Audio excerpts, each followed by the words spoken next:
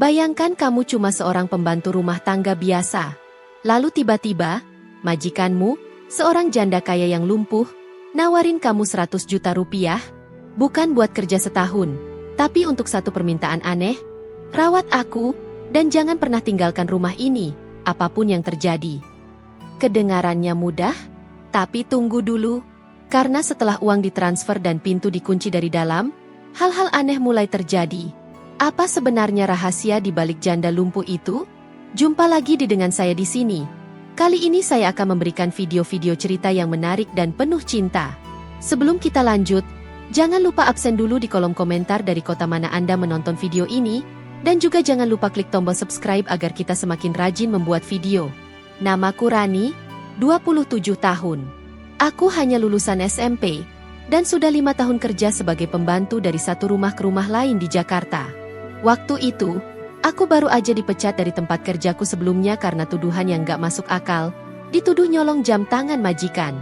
Padahal aku gak pernah nyentuh barang itu. Aku frustasi, uang di dompet tinggal Rp27.000, dan kontrakan udah nunggak 2 bulan. Sampai akhirnya, aku buka Facebook dan lihat postingan di grup lowongan kerja Art Jabodetabek. Ada satu iklan yang langsung bikin mataku membesar. Dibutuhkan wanita untuk tinggal di rumah, merawat janda lumpuh. Gaji 100 juta dibayar di muka. Syarat, jujur, tidak banyak tanya, dan siap tinggal tanpa keluar rumah selama 1 bulan. Gila, ini kayak mimpi. Gaji 100 juta cuma buat rawat orang sakit? Tanpa pikir panjang, aku langsung kirim pesan ke nomor WhatsApp yang tertera. Beberapa menit kemudian, dibalas oleh seseorang bernama Ibu Melati. Nada bicaranya tenang tapi dingin. Seperti nggak punya emosi. Datang besok pagi jam 8. Saya kirim alamat lengkapnya. Jangan bawa siapa-siapa. Kalau terlambat, kesempatan hilang. Besok paginya aku berangkat naik ojek online. Alamatnya berada di daerah Puncak, tapi bukan di kawasan villa biasa. Rumahnya besar, tua, dan dikelilingi kebun bunga mawar yang terlihat aneh. Terlalu rapi, terlalu sunyi. Saat pintu dibuka, aku langsung disambut dengan bau melati menyengat. Di balik pintu, seorang perempuan parubaya duduk di kursi roda, tubuhnya kaku, tapi matanya menatap tajam, seolah bisa menembus pikiranku. "Masuk, Rani. Uangmu sudah saya transfer," katanya sambil menyeringai tipis. Aku cek rekeningku, dan benar saja. Ada 100 juta rupiah masuk ke rekeningku. Aku gemetar. Bahagia sekaligus bingung. Tapi saat aku hendak pamit keluar sebentar untuk beli kebutuhan, Ibu Melati memotong. "Tidak boleh keluar. Mulai sekarang, rumah ini adalah duniamu, dan kamu tidak boleh membuka pintu untuk siapapun." Aku hanya bisa menelan ludah. Saat pintu ditutup dan dikunci dari dalam, sesuatu terasa sangat salah. Tapi semuanya sudah terlambat. Hari pertama di rumah itu berjalan sangat janggal. Setelah pintu dikunci rapat, aku mulai menyadari bahwa rumah itu terlalu sepi. Tidak ada suara TV, tidak ada bunyi kendaraan, bahkan suara burung pun tidak ada. Padahal rumah ini dikelilingi kebun yang luas. Ibu Melati tidak banyak bicara. Dia hanya memberi instruksi singkat. Bantu dia mandi, siapkan makan malam jam 6, dan temani dia duduk di ruang tengah sampai jam 9 malam. Setelah itu, dia akan masuk ke kamarnya sendiri dan aku boleh istirahat. Tidak perlu bersih-bersih rumah. Jangan ubah posisi barang-barang. Dan jangan masuk ke ruang sebelah barat, apapun yang kamu dengar, katanya tajam. Aku mengangguk, walau dalam hati mulai bertanya-tanya, kenapa ada larangan aneh seperti itu? Menjelang malam, suasana semakin dingin, bukan karena cuaca, tapi karena, entah kenapa, suasana rumah itu seperti menyimpan sesuatu yang gelap. Lampu-lampu temaram, dinding rumah penuh lukisan perempuan-perempuan tua dengan tatapan kosong. Salah satunya bahkan mirip Ibu Melati. Hanya saja, terlihat jauh lebih tua dan matanya hitam legam. Jam 9 malam, Ibu Melati masuk ke kamarnya sendiri yang terkunci dari dalam. Aku diberi kamar tamu yang cukup luas. Tapi begitu aku masuk, bulu kuduku langsung berdiri. Di atas lemari, tergantung cermin besar dengan ukiran kuno. Dan di bawahnya, ada meja rias dengan sisir kayu tua, penuh rambut panjang warna putih. Aku memutuskan tidak memikirkan itu dan cepat-cepat tidur. Tapi, Malam itu aku terbangun jam 2.37 pagi karena mendengar suara aneh. Klak, klak, klak. Seperti suara tongkat kayu yang menyeret lantai kayu tua. Awalnya aku kira itu Ibu Melati. Mungkin dia butuh bantuan. Tapi suara itu bukan berasal dari arah kamarnya. Suara itu berasal dari lorong barat. Lorong yang dilarang aku masuki. Aku mencoba menahan napas. Berharap suara itu hanya imajinasi. Tapi kemudian, suara lain terdengar. Kali ini lebih dekat. Raa Ani? Raa Ani? Suara perempuan, berat dan pelan, seperti berbisik di telingaku. Aku langsung menutup telinga dan menarik selimut. Gemetar. Tapi dalam ketakutan itu, aku melihat sesuatu lewat bayangan di cermin. Bayangan perempuan berpakaian putih, rambut panjang, sedang berdiri di depan pintu kamarku. Aku refleks menoleh ke arah pintu. Tidak ada siapa-siapa. Tapi begitu aku kembali melihat ke cermin, bayangannya masih ada. Dan kali ini, tersenyum ke arahku. Keesokan paginya, aku masih terguncang oleh kejadian malam sebelumnya. Bayangan perempuan di cermin itu membuatku takut setengah mati. Tapi aku tahu, aku harus tetap tenang dan menjaga kewarasan. Apalagi aku sudah terikat dengan janji dan uang itu. Saat sarapan, Ibu Melati seperti biasa diam dan hanya mengangguk ketika aku menyerahkan makanan. Aku berusaha membuka pembicaraan, mencoba memahami siapa dia sebenarnya. Ibu, kenapa saya tidak boleh keluar rumah? Dan kenapa saya dilarang masuk ke ruang sebelah barat? Tanyaku pelan. Ibu Melati menatapku lama, lalu berkata dengan suara serak. Rani, kamu harus mengerti. Rumah ini menyimpan masa lalu yang berat. Di ruang itu ada sesuatu yang tidak boleh diganggu. Itu adalah tempat terakhir yang kutinggalkan bersama suamiku. Aku mengernyit bingung. Apa maksud ibu? Apa yang terjadi dengan suami ibu? Dia menunduk, menahan air mata. Dia meninggal secara tragis di rumah ini, dan sejak itu aku lumpuh. Entah kenapa aku tidak bisa bangun lagi, tapi aku tetap sadar. Aku hanya ingin ditemani, dan aku takut kalau ada orang lain yang tahu rahasia itu. Aku merasa sedih tapi juga makin penasaran. Malam harinya, aku memberanikan diri untuk mengintip pintu ruang sebelah barat. Pintu itu terkunci rapat, tapi aku menemukan sebuah lubang kecil di bagian bawah. Aku mengintip dan melihat sebuah ruangan besar penuh dengan foto-foto tua, buku harian, dan beberapa benda aneh seperti lilin yang belum pernah aku lihat sebelumnya. Saat aku menarik tangan, tiba-tiba ada suara langkah berat. Aku menoleh, dan Ibu Melati berdiri di belakangku. Kamu tidak boleh melihat lebih jauh, katanya tegas, tapi matanya penuh kepedihan. Aku menarik napas dalam-dalam. Ada sesuatu yang sangat kelam di rumah ini, sesuatu yang membuat Ibu Melati terjebak dalam keadaan lumpuh dan misteri yang mengikatnya. Aku sadar, bukan hanya aku yang terperangkap di sini. Rumah ini menyimpan rahasia yang akan mengancam siapapun yang berani mengungkapnya. Malam itu, setelah Ibu Melati memperingatkanku agar tidak mengintip ruang sebelah barat, aku merasa seolah seluruh rumah ini berubah menjadi penjara tanpa pintu. Aku mencoba tidur, tapi mimpi buruk terus menghantuiku. Dalam mimpi, aku berada di ruangan gelap yang sama dengan ruang barat. Ada suara bisikan yang tak jelas, bayangan samar berjalan mengelilingiku. Lalu, tiba-tiba aku melihat sosok seorang pria berdiri di sudut ruangan. Wajahnya tertutup bayangan, tapi aku tahu itu adalah suami Ibu Melati. Pria itu menatapku dengan mata penuh kemarahan dan berkata dengan suara serak, "Mengapa kamu di sini? Ini bukan tempatmu." Aku mencoba berteriak, tapi suaraku tertahan. Tubuhku membeku, tidak bisa bergerak. Tiba-tiba, aku terbangun dengan napas terengah-engah. Keringat dingin membasahi seluruh tubuhku. Aku melihat sekeliling kamar, lampu temaram, dan suara jam dinding berdetak pelan. Namun, ada sesuatu yang berbeda. Di dekat jendela, aku melihat sosok putih melayang. Itu adalah perempuan dari cermin malam sebelumnya. Dia mengangkat tangan dan menunjuk ke arah ruang barat sambil berbisik, "Tolong, aku terjebak." Aku membeku. Jantungku berdegup sangat kencang. Aku tidak tahu apa maksudnya, tapi aku merasa ada sesuatu yang sangat penting dan berbahaya di dalam ruangan itu. Besok pagi, aku memutuskan untuk mencari cara membuka pintu itu. Aku harus tahu apa yang membuat rumah ini penuh rahasia dan kenapa Ibu Melati lumpuh seperti itu. Tapi aku juga tahu, semakin aku menggali, Semakin dalam aku terperangkap dalam misteri yang mungkin akan mengancam nyawaku. Hari itu aku bertekad untuk mencari cara membuka pintu ruang barat. Aku tidak tahan lagi dengan rasa penasaran dan ketakutan yang terus membayangi.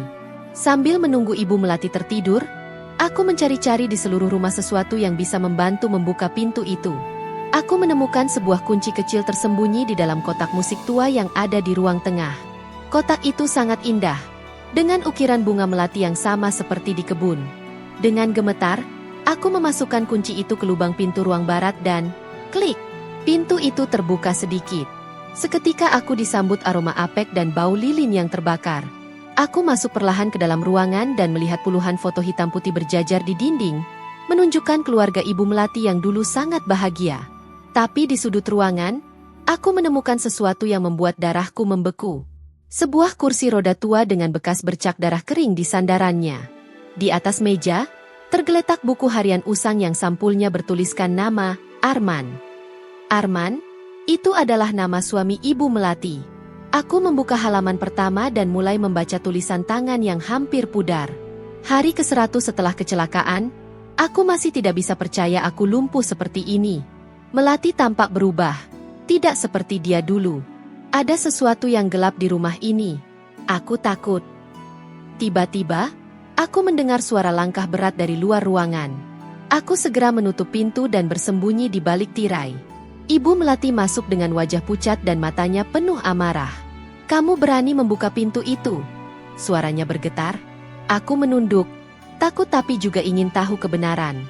Dia mendekat dan berkata dengan suara pelan, "Kalau kamu ingin selamat, jangan pernah kau ganggu masa lalu kami." Tapi aku tahu, sudah terlambat bagimu. Mata Ibu Melati menatapku dalam-dalam, penuh kesedihan dan ketakutan yang sulit kugambarkan. Dia menghela napas panjang, lalu mulai membuka cerita yang selama ini disembunyikan. "Arman, suamiku, bukan hanya lumpuh karena kecelakaan biasa," katanya pelan. "Dia pernah terlibat dengan sesuatu yang berbahaya. Sebuah organisasi gelap yang menginginkan sesuatu dari rumah ini." Aku terdiam, mendengarkan setiap kata dengan jantung yang berdebar. Suatu malam, Arman ditemukan tergeletak di lantai ruang barat, tidak sadarkan diri. Sejak saat itu, tubuhnya lumpuh total. Tapi bukan hanya fisik, jiwanya juga terperangkap. Ibu Melati menatap ke arah pintu ruang barat. Aku sendiri yang mengunci pintu itu, bukan untuk melindungi diriku, tapi untuk menyembunyikan sesuatu yang lebih buruk. Aku bertanya dengan suara gemetar, "Apa itu, Bu?" Dia menarik napas dan berkata dengan suara bergetar, "Ada sesuatu yang hidup di sana, sesuatu yang ingin keluar dan membawa kehancuran." Mendengar itu, aku merasa bulu kuduku berdiri. "Aku membayar kamu 100 juta agar kamu tetap tinggal dan menjaga rahasia ini. Bukan hanya merawatku, tapi menjaga apa yang terkunci di balik pintu itu." Seketika aku mengerti bahwa uang itu bukan hadiah, tapi peringatan. Ibu Melati menatapku penuh harap dan ketakutan. "Rani, tolong jangan biarkan apapun keluar dari sana." Malam itu, suasana rumah semakin mencekam. Aku duduk di ruang tengah, mencoba mencerna semua pengakuan Ibu Melati. Tapi rasa penasaran dan ketakutan bercampur jadi satu. Aku tahu aku harus menjaga pintu ruang barat dengan sebaik-baiknya. Tapi ada sesuatu yang memberontak dalam diriku. Aku merasa seperti ada suara-suara yang memanggil dari balik pintu itu. Ketika tengah malam tiba, aku mendengar suara gemerisik dari ruang barat. Pintu yang tadi kukunci rapat kini sedikit terbuka sendiri. Jantungku berdegup kencang. Aku mendekat dan menatap ke dalam. Bayangan gelap perlahan muncul, seperti kabut yang bergerak. "Apa yang kamu inginkan?" Suaraku gemetar. Sosok itu menjawab dengan suara berbisik, "Kebebasan, aku terperangkap terlalu lama." Aku mencoba menutup pintu, tapi bayangan itu bergerak cepat dan menghilang ke dalam rumah. Tiba-tiba, lampu mati total. Gelap. Sunyi. Aku mendengar suara Ibu Melati yang terjatuh dan berteriak. Kupercepat langkahku dan menemukannya tergeletak di lantai. Tak berdaya. "Rani, aku minta maaf. Aku salah," bisiknya. Kukira ini akhir dari segalanya. Namun saat fajar menyingsing, semuanya kembali normal. Lampu menyala, Ibu Melati bisa duduk kembali. Dia menatapku dengan penuh syukur. "Kamu telah menyelamatkanku, Rani." Tapi aku tahu, rahasia di rumah ini belum benar-benar berakhir. Aku masih melihat bayangan itu di cermin kamar. Dan aku sadar, uang 100 juta itu bukan hanya untuk merawat seseorang yang lumpuh, tapi untuk menjaga kegelapan tetap terkunci, setidaknya untuk sekarang. Sejak malam itu, rumah terasa berbeda. Meski lampu kembali menyala dan Ibu Melati tampak pulih untuk beberapa saat, aku masih sering melihat bayangan samar di cermin kamar. Sosok itu bukan lagi hanya bayangan, tapi terasa seperti pengintai yang terus memantau langkahku. Aku berusaha mencari tahu lebih banyak tentang masa lalu Ibu Melati dan suaminya, Arman. Dari tetangga sekitar, aku mendengar kabar bahwa Arman dulu adalah seorang pebisnis yang sangat berkuasa dan punya banyak musuh. Ada desas-desus bahwa kecelakaan yang membuatnya lumpuh itu bukan kecelakaan biasa, tapi sabotase.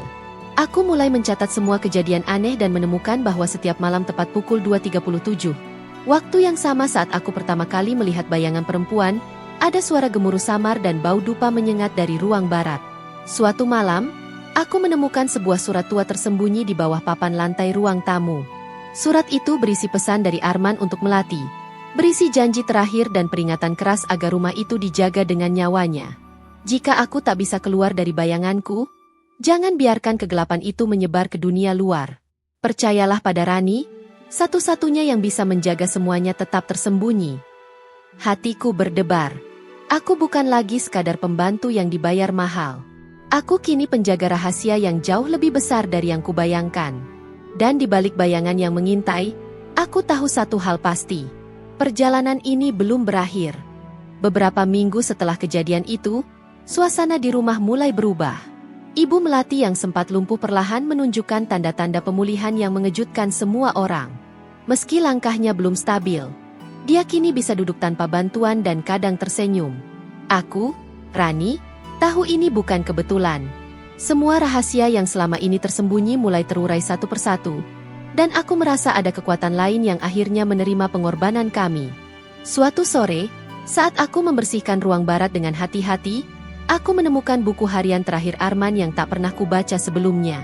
Di halaman terakhir tertulis, "Jika kau membaca ini, berarti kau sudah cukup kuat menghadapi kegelapan." Aku memilih untuk tetap di sini, mengikat kegelapan agar tidak menyebar. Melati adalah penjaga cahaya yang harus tetap bertahan. Terima kasih kepada Rani yang berani menjaga rumah ini. Jangan takut, damai akan datang, asal kita percaya. Aku menutup buku itu dengan perasaan haru. Aku tahu aku bukan hanya pembantu, tapi bagian dari sebuah cerita yang jauh lebih besar dari diriku sendiri. Hari-hari berlalu, bayangan di cermin mulai memudar, dan rumah ini terasa lebih hangat. Aku dan Ibu Melati membangun kembali kehidupan yang sempat hancur. Walau masa lalu tetap menjadi misteri yang tidak semua orang bisa mengerti, aku percaya bahwa kadang pengorbanan dan keberanian kita mampu menaklukkan kegelapan yang paling pekat sekalipun. Dan itulah kisahku. Kisah tentang rahasia, ketakutan, dan keberanian menjaga yang tak terlihat. Terima kasih sudah mengikuti perjalanan ini. Semoga kisah ini memberi makna dan inspirasi.